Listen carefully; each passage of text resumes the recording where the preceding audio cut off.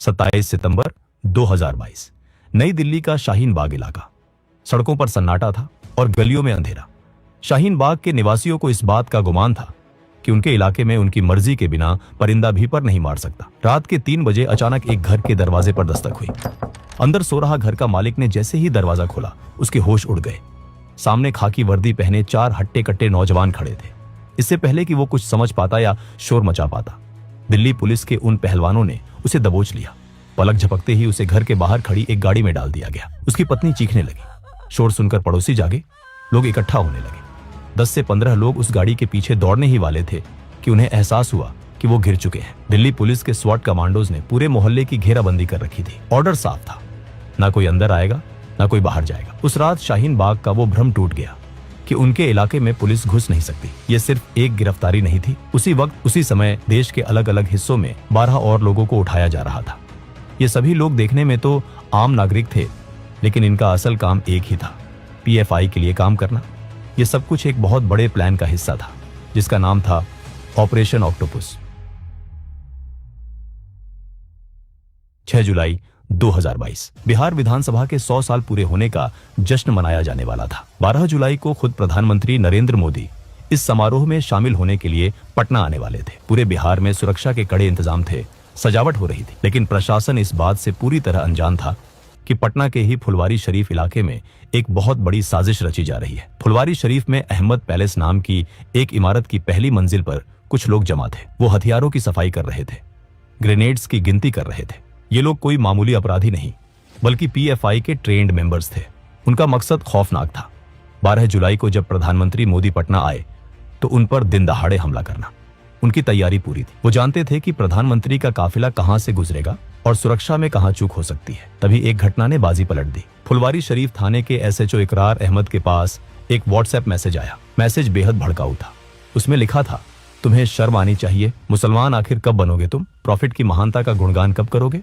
कल जुमे की नमाज है, नया टोला की जामा मस्जिद पहुंचो और अपने रसूल को साबित करो। इस मैसेज ने पुलिस के कान खड़े कर दिए। पहले तो एक 0 एफआईआर दर्ज की गई, लेकिन जैसे ही पीएम मोदी के दौरे की तारीख नजदीक आई, सुरक्षा एजेंसियां अलर्ट मोड पर आ गईं। बिहार पुलिस ने उस व्हाट्सएप मैसेज की तह तक जाने का फैसला किया। जांच की आंच फुलवारी शरीफ के अहमद पैलेस तक जा पहुंची। 11 जुलाई को पुलिस ने वहां छापा मारा। वहां का नजारा देखकर पुलिस वालों के पैरों तले जमीन खिसक गई। वहां सिमी का पूर्व सदस्य अतहर परवेज और झारखंड पुलिस का एक रिटायर्ड दरोगा मोहम्मद जलालुद्दीन मौजूद थे। वो वहां युवाओं को हथियार चलाने की ट्रेनिंग दे रहे थे। लेकिन सबसे खतरनाक चीज जो वहां मिली वो था एक 7 पन्नों का डॉक्यूमेंट। उस डॉक्यूमेंट का टाइटल था India 2047 towards rule of Islam in India. उस डॉक्यूमेंट में साफ साफ लिखा था कि कैसे 2047 तक, जब भारत अपनी आजादी के 100 साल मना रहा होगा, तब तक भारत को एक इस्लामिक राष्ट्र बना दिया जाएगा। पूछताछ में उन्होंने कबूला कि उनका प्लान पीएम मोदी के दौरे के दौरान हमला करने का था। ये खबर जैसे ही दिल्ली पहुंची, हड़कंप मच गया। ये खबर जब राष्ट्रीय सुरक्षा सलाहकार अजीत डोभाल तक पहुंची तो वो समझ गए कि पानी सिर से ऊपर जा चुका है। 15 जुलाई 2022 को इंटेलिजेंस ब्यूरो आईबी ने एक और शख्स को गिरफ्तार किया, मरगूब अहमद दानिश। उसके फोन में गजवा ए हिंद नाम का एक व्हाट्सएप ग्रुप मिला, जिसमें पाकिस्तान और बांग्लादेश के आतंकी संगठनों के लिंक्स थे। सबूत सामने थे। पीएफआई अब सिर्फ एक संगठन नहीं, बल्कि एक दीमक बन चुका था जो सिस्टम को अंदर से खोखला कर रहा था। उसी दिन प्रधानमंत्री मोदी, गृहमंत्री अमित शाह और अजीत डोभाल ने एक गुप्त बैठक की। अजीत डोभाल ने प्रधानमंत्री के सामने रखे सबूतों को देखा और कहा, ये लोग प्रधानमंत्री की हत्या का प्लान बनाकर भी खुले घूम रहे हैं। मेरा मानना है कि ऐसा सोचना भी पाप है। मैं आपको वचन देता हूं कि आज से 90 दिन के अंदर अंदर इस देश की धरती से पीएफआई का अस्तित्व मिटा दिया जाएगा। यहीं से उल्टी गिनती शुरू हुई। डोभाल जानते थे कि पीएफआई कोई मामूली दुश्मन नहीं है। वो सिमी की तरह बेवकूफ नहीं थे। पीएफआई ने खुद को एक सामाजिक संगठन का चोला पहना रखा था। वो स्कूल चलाते थे, गरीबों की मदद का दिखावा करते थे और ह्यूमन राइट्स की बातें करते थे। अगर उन पर बिना ठोस सबूत के हाथ डाला जाता तो देश भर में दंगे भड़क सकते थे। उन्हें विक्टिम कार्ड खेलने का मौका मिल जाता। इसलिए डोभाल ने एक बहुत ही शांत लेकिन घातक रणनीति बनाई। पीएफआई असल में बैंड ऑर्गेनाइजेशन सिमी का ही नया अवतार था। 2001 में जब सरकार ने सिमी पर बैन लगाया तो उसके नेताओं ने समझा कि खुलेआम आतंकवाद की बात करने से काम नहीं चलेगा। इसलिए 2006 में उन्होंने केरल के एनडीएफ, कर्नाटक के केएफडी और तमिलनाडु के एमएनपी को मिलाकर पीएफआई का गठन किया। उन्होंने दुनिया को दिखाया कि वो दलितों और पिछड़ों की आवाज है, लेकिन हकीकत कुछ और थी। 2010 में केरल के प्रोफेसर टीजे जोसेफ का हाथ सिर्फ इसलिए काट दिया गया क्योंकि उन्होंने एक क्वेश्चन पेपर में कुछ ऐसा लिखा था जो पीएफआई को पसंद नहीं आया। 2016 तक पीएफआई पर दंगों के 125 से ज्यादा केस दर्ज हो चुके थे। 2017 में पता चला कि केरल से गायब होकर आईएसआईएस ज्वाइन करने वाले युवा पीएफआई से ही जुड़े थे। पीएफआई ने एक ऐसा इलीगल नेटवर्क बना लिया था जो गल्फ कंट्रीज से हवाला के जरिए पैसा मंगवाता था और उस पैसे का इस्तेमाल भारत में दंगे भड़काने और वकीलों की फौज खड़ी करने में करता था। वो सिस्टम के अंदर घुस चुके थे। केरल और कर्नाटक पुलिस में भी उनके आदमी मौजूद थे। इसीलिए डोभाल जानते थे कि इस बार वार सीधा और सटीक होना चाहिए। अजीत डोभाल ने सबसे पहले पीएफआई को उनके ही समुदाय से अलग करने की चाल चली। 30 जुलाई 2022 को दिल्ली में एक इंटरफेथ कॉन्फ्रेंस का आयोजन हुआ। डोभाल खुद वहां पहुंचे। इस सम्मेलन में सूफी संतों और बड़े मुस्लिम विद्वानों ने हिस्सा लिया। वहां एक प्रस्ताव पास किया गया कि पीएफआई जैसे कट्टरपंथी संगठन इस्लाम और देश दोनों के लिए खतरा है। डोभाल का संदेश साफ था, पीएफआई पूरे मुस्लिम समाज का रिप्रेजेंट नहीं करता। वो पीएफआई को सामाजिक रूप से अलग थलग करना चाहते थे ताकि जब एक्शन हो तो आम मुसलमान सड़कों पर ना उतरे। दूसरी तरफ पर्दे के पीछे असली खेल शुरू हुआ। डोभाल ने आईबी और रॉ को काम पर लगा दिया। आदेश था, पीएफआई के हर छोटे बड़े नेता की कुंडली तैयार करो। वो क्या खाते हैं, कहां जाते हैं, किससे मिलते हैं, उनके बैंक खातों में पैसा कहां से आता है। अगले 2 महीनों तक भारत की एजेंसियां पीएफआई के पीछे लग गई। पीएफआई के नेताओं को भनक तक नहीं लगी कि उनके फोन टैप हो रहे हैं और उनके ड्राइवरों से लेकर रसोइयों तक पर नजर रखी जा रही है। अगस्त का महीना आते आते डोभाल के पास पीएफआई के हर काले कारनामे का डोजियर तैयार था। अब वक्त था एक्शन टीम बनाने का। डोभाल ने देश भर से ऐसे पुलिस अफसरों को चुना जो निडर थे और जिनका रिकॉर्ड बेदाग था। खास तौर पर उन राज्यों से जहां पीएफआई मजबूत थी, जैसे केरल, कर्नाटक, तमिलनाडु, महाराष्ट्र और उत्तर प्रदेश। इन अफसरों को दिल्ली बुलाया गया, लेकिन किसी को नहीं बताया गया कि मिशन क्या है। 4 अगस्त को गृह मंत्री अमित शाह कर्नाटक गए। वहां उन्होंने कर्नाटक के मुख्यमंत्री और गृह मंत्री के साथ गुप्त बैठक की। बाहर मीडिया को लगा कि ये कोई राजनीतिक दौरा है, लेकिन अंदर पीएफआई के खात्मे की स्क्रिप्ट लिखी जा रही थी। सबसे बड़ी चुनौती थी कॉन्फिडेंशियलिटी।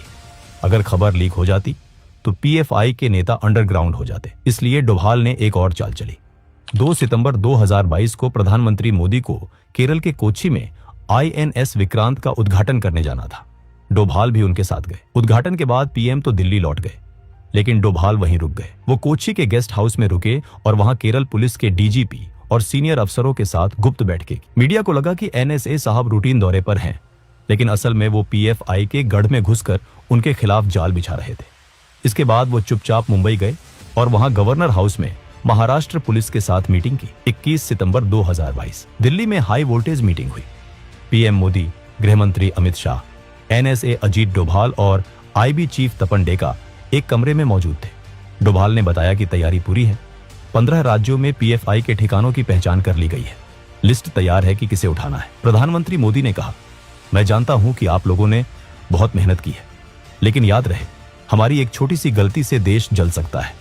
हमें उतावलेपन से बचना है। पीएम का इशारा साफ था, ऑपरेशन ऐसा हो कि सांप भी मर जाए और लाठी भी ना टूटे। जैसे ही पीएम से ग्रीन सिग्नल मिला, ऑपरेशन ऑक्टोपस लॉन्च कर दिया गया।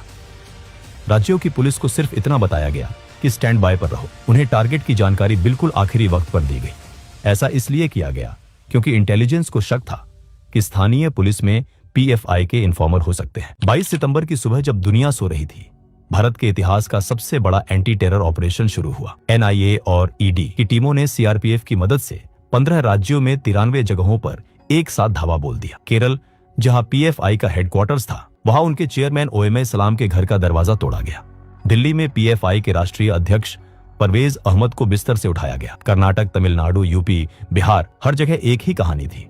पीएफआई के नेता जब तक संभल पाते, वो पुलिस की गाड़ियों में थे। सुबह होते होते खबर आग की तरह फैल गई। पीएफआई के समर्थकों ने केरल और तमिलनाडु में बंद का ऐलान कर दिया। कई जगहों पर बसों में आग लगाई गई, पेट्रोल बम फेंके गए। आरएसएस के दफ्तरों को निशाना बनाया गया, लेकिन डोभाल इसके लिए भी तैयार थे। उन्होंने पहले ही रैपिड एक्शन फोर्स को सेंसिटिव इलाकों में तैनात कर दिया था। पहले राउंड में 106 बड़े नेताओं को गिरफ्तार किया गया। उनके पास से जो लैपटॉप और दस्तावेज मिले वो चौंकाने वाले थे। उनमें बम बनाने के तरीके, हिट लिस्ट और विदेशी फंडिंग के सबूत थे। लेकिन डोभाल जानते थे कि काम अभी पूरा नहीं हुआ है। बड़े नेता अंदर थे, लेकिन सेकंड लाइन ऑफ कमांड अभी भी बाहर, और वो बदले की आग में जल रहे थे। वो दंगे भड़काने की प्लानिंग कर रहे थे।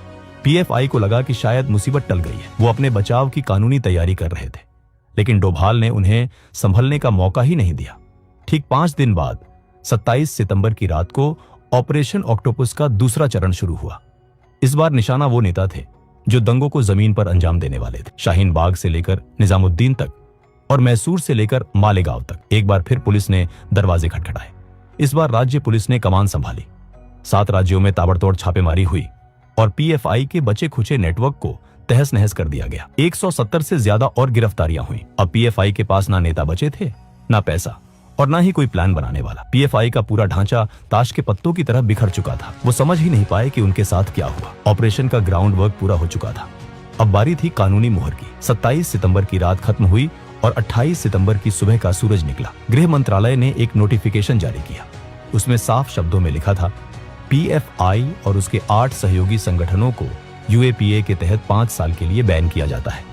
सरकार ने सिर्फ पीएफआई को ही नहीं बल्कि उसके छात्र संगठन, महिला विंग और अन्य सभी ब्रांचेस को भी बैन कर दिया। बैन लगते ही पीएफआई के दफ्तर सील कर दिए गए, उनके बैंक खाते फ्रीज कर दिए गए, वेबसाइट ब्लॉक कर दी गई। पीएफआई के एक नेता ने गिरफ्तारी से कुछ देर पहले संगठन को बंद करने का ऐलान भी कर दिया, लेकिन तब तक बहुत देर हो चुकी थी। ऑपरेशन ऑक्टोपस न केवल भारत की सुरक्षा एजेंसियों की जीत थी, बल्कि ये अजीत डोभाल की कूटनीति और प्रधानमंत्री मोदी की पॉलिटिकल विल का भी प्रमाण था। जिस पीएफआई ने 2047 तक भारत को इस्लामिक राष्ट्र बनाने का सपना देखा था, उसका खुद का अस्तित्व 2022 में ही मिट गया। डोभाल ने अपना वादा निभाया था। 90 दिनों के भीतर बिना किसी खून खराबी के, बिना किसी गोलीबारी के उन्होंने देश के सामने खड़े एक बहुत बड़े खतरे को जड़ से उखाड़ फेंका। ऑक्टोपस के 8 हाथ काट दिए गए थे। दोस्तों, अगर वीडियो पसंद आया हो तो वीडियो को एक लाइक जरूर करें और चैनल को भी सब्सक्राइब जरूर करें। हम ऐसे ही वीडियो हर हफ्ते लाते रहेंगे। तब तक के लिए जय हिंद।